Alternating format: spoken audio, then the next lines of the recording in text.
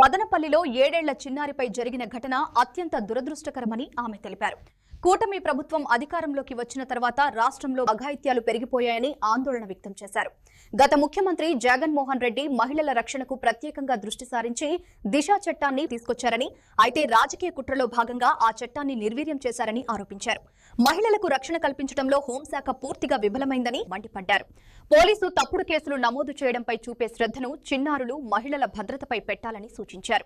రాష్ట్ర వ్యాప్తంగా మద్యం, గంజా వంటి మాదక ద్రవ్యాలు విచ్చలవిడిగా ప్రాచుర్యం పొందుతున్నా హోంశాఖ మొద్దు నిద్రలో ఉందని తీవ్ర విమర్శలు చేశారు. ఇప్పటికే గతంలో కూడా మేము చెప్పడం జరిగింది. ఇప్పటికే కేంద్ర ప్రభుత్వము ఒక రిపోర్ట్ ఇవ్వడం జరిగింది. ఆంధ్రప్రదేశ్ రాష్ట్రంలో శాంతి భద్రతల విషయంలో వెనకబడి ఉంది, లాస్ట్ లో ఉంది. అదే విధంగా మహిళల అత్యాచారాలు గాని, చిన్నారుల మీద దాడులు గాని, హత్యలు గాని జరుగుతూ ఉన్నాయని చెప్పడం జరుగుతుంది.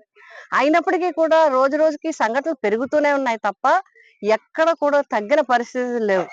అయితే ఈ సంఘటన చాలా దురదృష్టకరం. మేమందరం కూడా చాలా హృదయవిదారకమైన సంఘటనలు ఇలాంటివి జరుగుతూ ఉన్నాయి.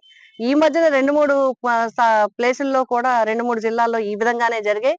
కాబట్టి ఎవరైతే హోంశాఖ ఉందో, మరి హోంశాఖ డీజీ గారు, ఐజీలు కానీ, అదే విధంగా హోమ్ మినిస్టర్ గారు కానీ ప్రత్యేకమైన రివ్యూ మీద ఖచ్చితంగా చేసి ఎక్కడెక్కడ ఈ సంఘటనలకి అవకాశం ఉందనేది ప్రజల్ని అవేర్నెస్ తీసుకురావటం ఒకటి, ఏ విధంగా చిన్నారుల విషయంలో ఉండాలనేది స్కూల్స్ లో జరుగుతున్నాయి.